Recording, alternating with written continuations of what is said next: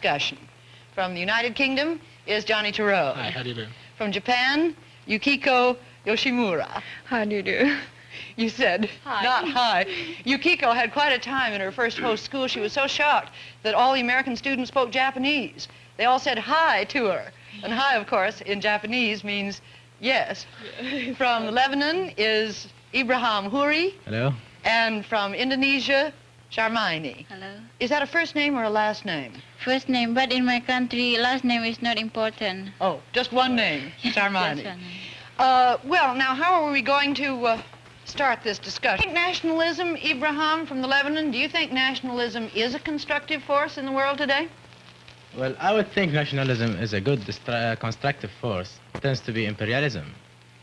Let me give you a small example who all of us know. Hitler himself. He tried to use the feeling of nationalism in his people. But in a way, he got mad maybe, and he misused the word nationalism, and he got his country into troubles. And this is what we don't like. But Ibrahim, Yes, dear. you as an Arab, perhaps I could ask this question. Many people in the West today regard Nasser almost as a second Hitler, but I know Nasser is perhaps your idol. Oh, What's Nasser. the difference? Well, this is not a fair comparison between both. Hitler, as I said, misused the word nationalism and went into troubles with the other nations and brought destruction to his country, while Nasser is really using the word nationalism, and without the help of his people who are really nationalists, he won't do anything. But there's another question that amazes me. A few weeks ago, the United Arab Republic was formed. Yeah. You know, and afterwards there was a plebiscite, and I think the percentages of people who voted in favour of the Union, of the Nasser regime, was something like 99.99. Now, Well, these that's figures, not true. It was 99.8. 99.8.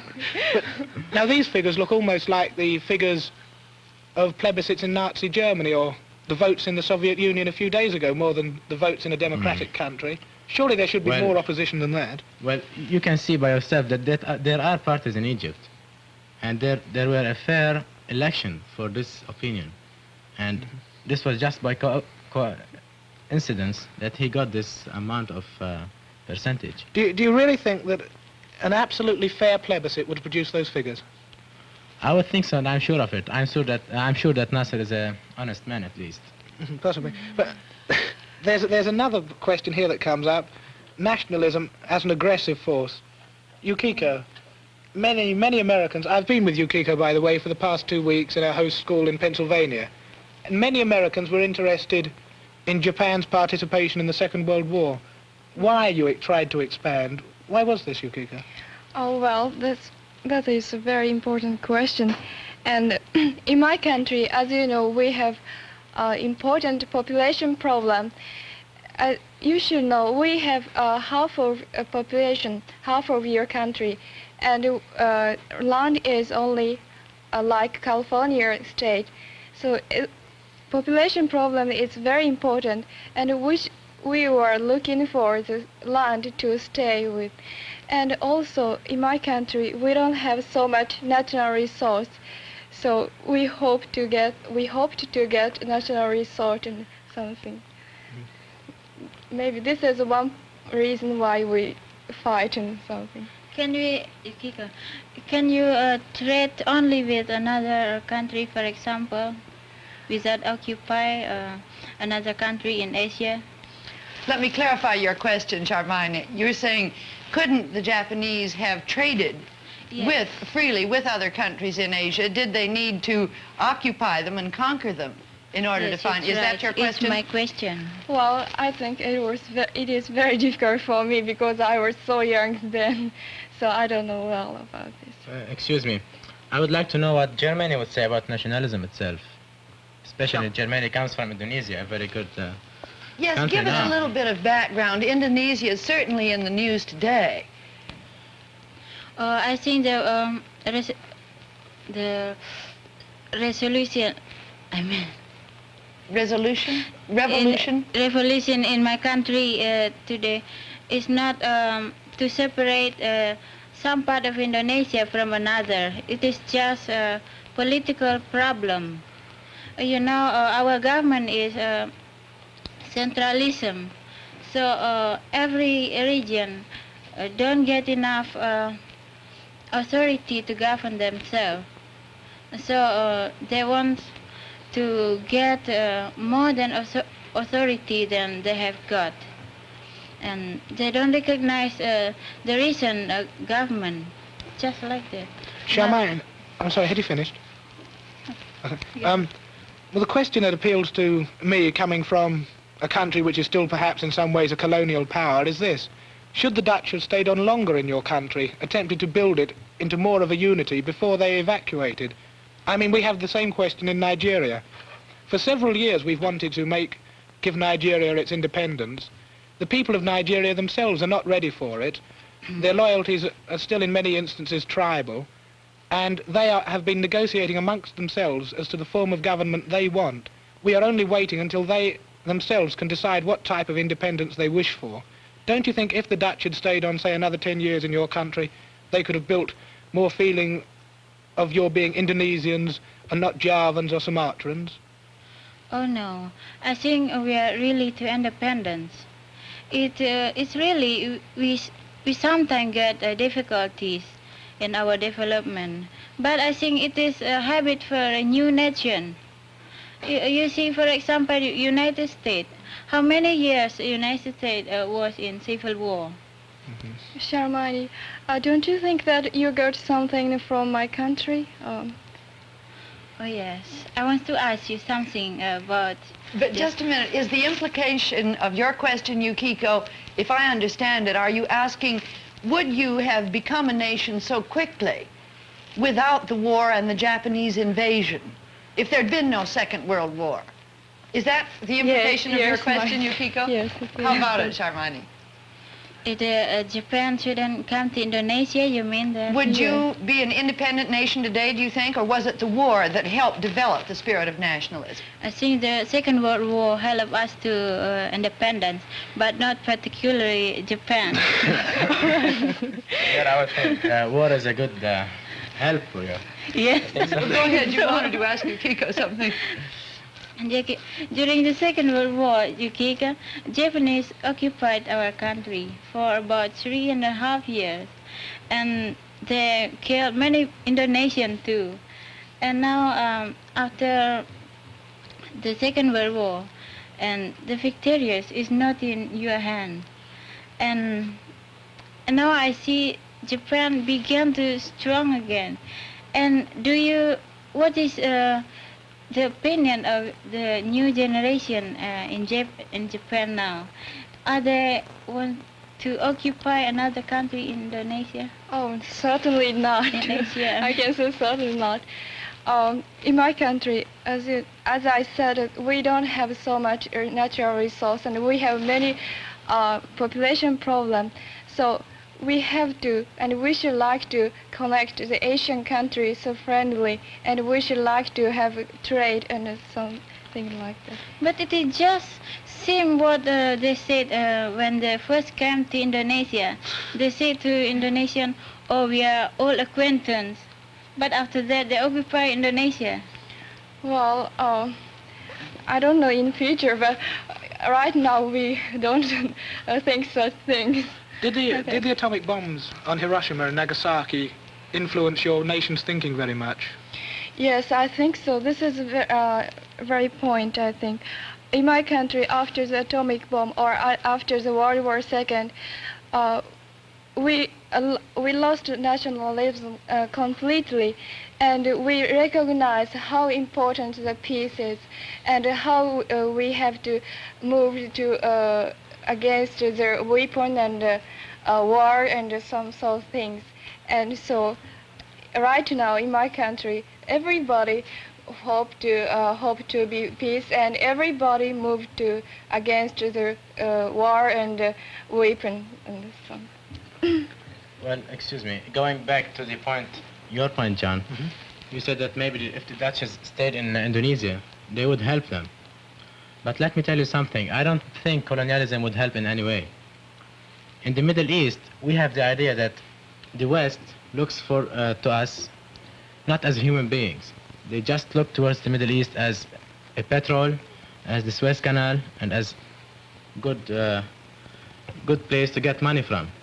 Yeah. So, do you agree with this idea or not? I mean, I think it's now we are in an age that you must think we are human beings. We have to live, and you must give the freedom to all these nations. I agree with you, and I think that both the United States and Great Britain have made some very grave mistakes in the Middle East.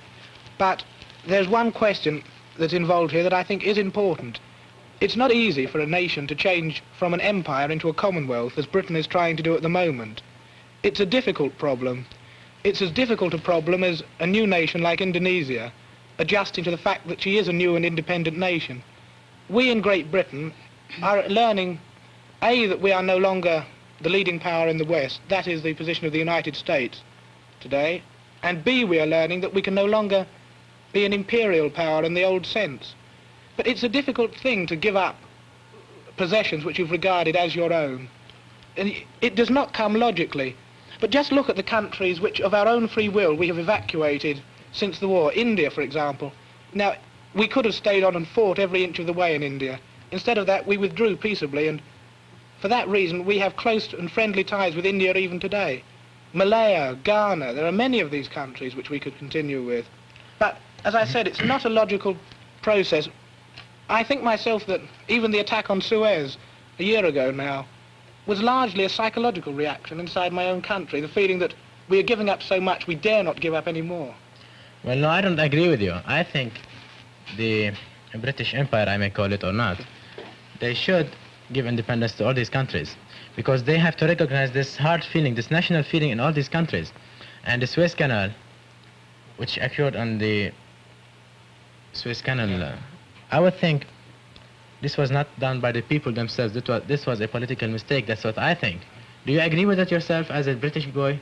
I think it was a mistake myself, and I'm sorry for it. Well, but Wait a minute, Yukiko, do you want to get in here? You're being much too polite. No. Well, yeah, sure, go Did ahead. you want to say something? no. I'm sorry, I can't tell whether you wanted to or whether you were just appreciating. Ibrahim, let me ask you something. When you said that nationalism is a good thing unless it results in imperialism, yes. I was waiting for John almost to say it is also a good thing unless it results in a little bit of too much violence. Yes. What is your feeling, John? What is your direct answer to this question?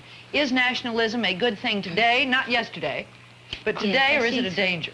I think it's a necessary and inevitable stage. I mean, we who have been independent, free nations for years can talk very loftily about nationalism meaning little. We know that all other people are as good as us. We might quite easily have been born Russians or Japanese, Lebanese, Indonesian. But it's a great deal harder for people who haven't got their independence yet. I mean, I'm quite certain I would feel far less objective about it were I a Muslim from North Africa, as Omar from Morocco was last week. I mean, we must recognize, I think, that at least the old-fashioned concept of imperialism is out of date, and it's harmful. Last week, I think, on the program, there was a lot of loose thinking from people such as Mogens from Denmark, who seemed to say idealistically to Omar from Morocco, to the North Africans, what do you want your independence for? Can't you all work constructively under France? Now, these are easy things to say, because Mogens comes from an independent European country. But I wonder what Mogens would be saying had he seen his country occupied for the past 40 or 50 years by the French. Yeah, but now I'm wondering about something else. Have you retreated from your position that Nasser was like Hitler? First you said he was, and now you say that nationalism is a constructive force. Now let's get a balance here. Thank you, Mr. Brother. I was posing that because we hear this sort of loose talk so often in England and in the States that Nasser is Hitler, that people can produce all sorts of things, Jew baiting. Well, so it is loose talk. And I'm saying we hear it as loose talk, and I was interested to see the reaction of an Arab to that sort of talk. But I'd like to know what you think. Well, I don't know. Again, it's a question of legitimate aspirations and these flowery phrases. I mean, obviously the Arabs have a right to their own country, their own area of the world. I mean, we can't help the fact that the petrol is in Arab areas any more than we can help the fact that we have coal mines in Great Britain. We can't help the fact that the Suez Canal runs through Egypt instead of running through Great Britain. Well, Ibrahim, can you give us some help on the fact that whereas we thought there was an Arab nationalism running right through all of the Arab states for a great Arab federation, yes. Explain about the two new rival federations. Well, let me tell you something first. According to what I believe, this nationalism in the Arab world has run all through the people, but the governments are still disagree. Let's take the Egyptian and Syrian union and Yemen, for example. This union was done by the will of the people, and this will make it survive forever, because they are really trying to make something out of their nationalism. While those who are in Iraq and Jordan, the people there would like to join Syria and Egypt, and I'm quite sure their feeling of nationality will oblige them to join Egypt because it's a neutral country. But their governments, their kings there, do not like this. They just lean towards the West. They are mostly pro-Westerns. That's what I think. And let's have a look on King Saud, for example. He's a kind of man who tries to keep the money for himself and keep his people uneducated. That's really what's happening in Saudi Arabia. And Ibrahim, there's yes. a question that strikes me as important. I don't think you are pro-communist, are you? No, I'm not. No, Sure no, fine. But look, when we look at the Middle East today, the only countries or the only regimes which are pro-Western are those which are vastly unpopular with their people. I mean, perhaps Jordan, Saudi Arabia, these countries. How can the West begin to win the sympathy of the Arab people? Well, this is not up to me to decide. I don't know. I don't have quite a clear idea about this. Sure, but let me tell you something. The Americans are misusing their foreign aid. They are just giving money for the country. They are not giving, for example, industrial aid. They just give military and economical aid. This is very bad. I mean, let's face it. Every country today looks forward for an industrial aid so that in 10 or 15 years, they'll be an industrial nation. But America and the whole West would think that if they give them industry, what are they going to do with their own? That's what they think. While Russia itself is trying to hit Egypt and Syria and Yemen and all these countries, they are trying to give them industrial aid. And the relation between these two countries is completely commercial and economical. As some of the people, I think, would rather say that Egypt or Syria are communist countries or would turn to be communist satellites. But I disagree with this completely. Let me give you a small example about this. When the union between Syria and Egypt was organized, this was a long time ago, I guess, the leader of the Communist Party in Syria took his family and fled to Moscow. This is because he was certain and sure that President Nasser will persecute him as a leader of a communist party. Communism is illegal in these countries, and we as Muslims and as Arabs do not believe in communism at all. It contradicts the religion, and we'll never give up our independence. Ibrahim, I know you and John want to come back to this, but on the question of communism, could we hear just a word from both Yukiko and Sharmani about the state of communism in their countries? How is it in Japan today? Is the party growing or decreasing? I think it's decreasing, but we know the dangerous communist party, so we don't like their communist party so much, and maybe I think this is decreasing. But what about your trade with Red China? Oh, this is an economic problem, I think. This is not ideal problem. I guess. And in my country, we have so much economic problem, and as you know, we make many things, but we don't have natural resource. We need the market, and our Red China, they have many people, and there are many land. There are many markets, and my country necessary to trade for Red China, I think. One more question, sorry, John. Are your businessmen and traveling people going freely back and forth to Red China today? Not so freely, but if some special some relation or something, maybe there are some people went to Red China, but not so freely. Can we ask Jarmini now? Is that what you wanted to ask, John? I'm sorry. What about communism in Indonesia, and does it play any role in the current trouble? Indonesia, we do have communism, but we can't prevent communism in Indonesia because we are democratic. We can't prevent any ideology from our country. I don't think that we got trouble only from communism. The trouble in my country now it is not just from communism particularly. It is about regional, about self-government. You don't think then that it is a real role, it's playing a real role in the trouble No, there I today? don't think so. I'm sorry, I come back to you. Thank you. Well, I wanted to open up a rather new field of speculation. Oh.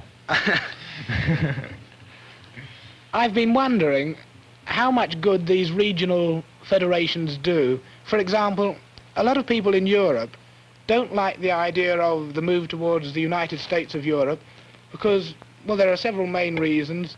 We feel we have our own culture that we want to maintain. We feel in Great Britain that we have one of the highest standards of living in Europe. Our working conditions are better than the rest of Europe. Our wages are better. We feel that if we become part of a federation, all these things will be pushed back down to the common level, things which we fought for a long time. And there are also many people who think that by uniting Western Europe, we are simply going to help build up the Cold War alignment. It's not going to be a federation of Europe, it's going to be a federation of Western Europe, and it's going to be more difficult than ever to break down the Iron Curtain across the middle of our continent. Has anybody any ideas why federation in Europe has moved so much faster than federation in Asia? What is it? Is it the feeling against the Japanese, Sharmaini, that's still so strong? What's holding back work toward a federation in Asia? What would you say, Yukiko? Well, I should like to ask Sharmaini, do you think that do you have a prejudice more? Do you have prejudice to Japanese or more than white people or something? I don't have prejudices against white people or Japanese, only to imperialism. But don't you think that the Dutch, the imperialists in your country, did any good at all? I think no. Did they build roads, schools, anything? Yes, they did build school, hospitals, and something like that. But I think if the Dutch didn't come to Indonesia, we could also build a school, road. You're bound to get an answer like that, John. But the question yes. does arise. It's one thing that appeals to me sincerely. Why is it then that, at least in the present sort of stage of civilization, it is Europe, and, well, if you like, the United States as well as an offshoot of Europe, bringing civilization to other areas? You know what the Africans say on this point? Have you talked about it to them? They had a They say civilization. history is going to say that Africa and Asia were far more civilized than the West because at least they didn't go out and fight for their rights. Yes, that's true. But on this point, one final question that I think Yukiko brought up when you say to Sharmaini, do you have more prejudice against the Japanese than you do against white people? This raises an interesting point, and I wish you'd give me a frank answer, you two Asian girls, to this question. I've heard it said in Asia that the fact that America dropped the atomic bomb on Japan and not on Germany still is thought of in Asia as meaning that we felt somehow far closer to the Germans than to the Asians. Is this a factor still? Yes, I feel so a little.